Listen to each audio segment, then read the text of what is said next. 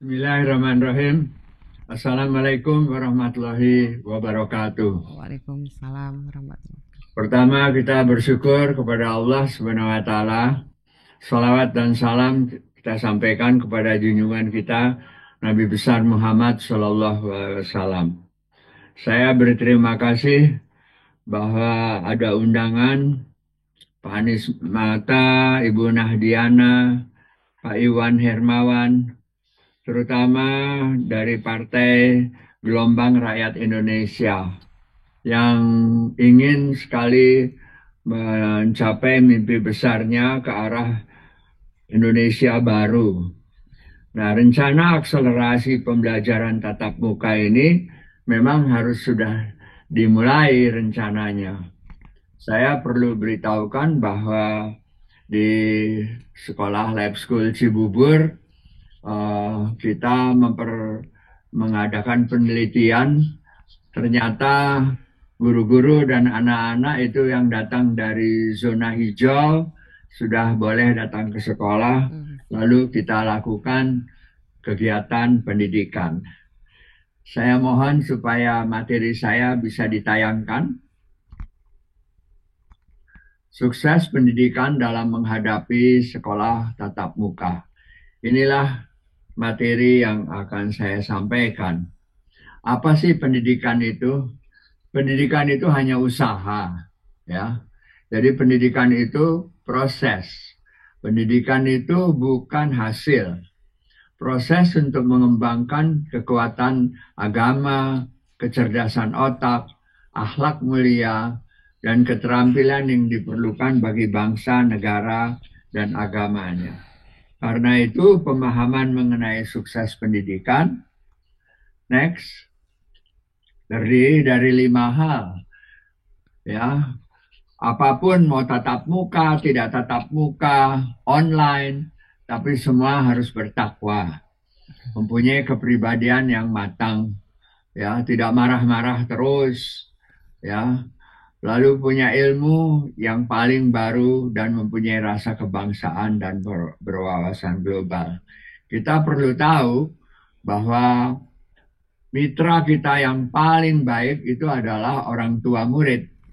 Orang tua murid harus mengerti meskipun mereka sudah lelah menghadapi anaknya di rumah, tetapi mereka harus mempunyai prinsip mengarahkan, berdialog, memberi pedoman, bekerja sama, membimbing supaya anaknya itu hormat kepada orang tua dan mempunyai optimisme ke masa yang akan datang dan bisa bersikap dewasa secara cepat.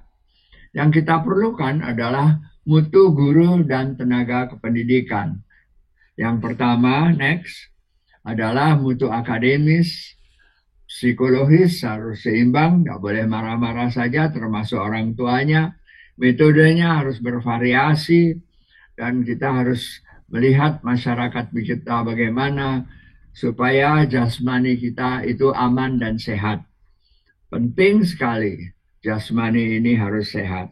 Karena itu prinsip kebijakan pendidikan di masa pandemi oleh COVID-19, kesehatan dan keselamatan peserta didik itu nomor 1.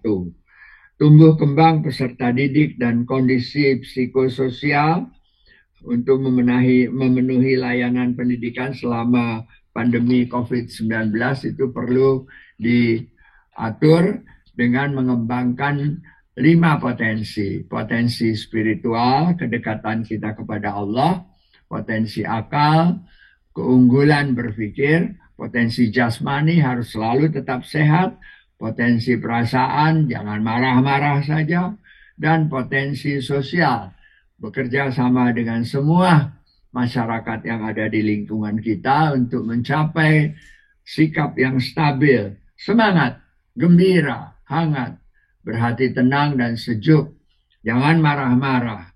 Karena itu saya mengusulkan ada 21 nilai karakter yang kita kembangkan.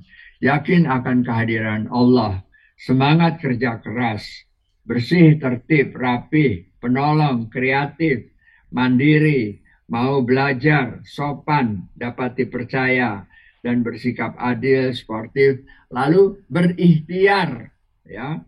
Next, berikhtiar selalu dan tawakal kepada Allah Subhanahu wa taala. Caranya bagaimana? Caranya di rumah maupun di sekolah harus disiplin. Ya, tepat kerja, teratur untuk mencapai kemampuan, lalu jujur, berani untuk yang benar, tekun, tahan cobaan, jangan mengalah. Dan kita harus kerjasama antara dinas, sekolah, orang tua, supaya peraturannya itu ada kerjasama dan saling memperhatikan. Sebagai penutup, maka watak yang perlu dikembangkan di dalam keadaan sekarang ini, next, adalah bertakwa, fleksibel, keterbukaan, tegas, berencana, mandiri, toleransi, disiplin, berani ambil risiko, sportif, setia kawan, adanya integritas, orientasi ke masa depan, dan penyelesaian tugas. Mudah-mudahan kita akan menjadi masyarakat yang berpengetahuan dan mempunyai daya semangat yang tinggi, memakai semua sarana yang ada, termasuk yaitu digital knowledge yang kita miliki. Terima kasih, dan atas permintaan saya tadi yang sudah disetujui, bila ada yang mau bertanya, saya mohon supaya pertanyaan itu sekarang langsung, karena saya ada pertemuan dengan Kemdikbud sesudah saya memberi paparan ini. Terima kasih. Assalamualaikum warahmatullahi wabarakatuh. Waalaikumsalam warahmatullahi wabarakatuh.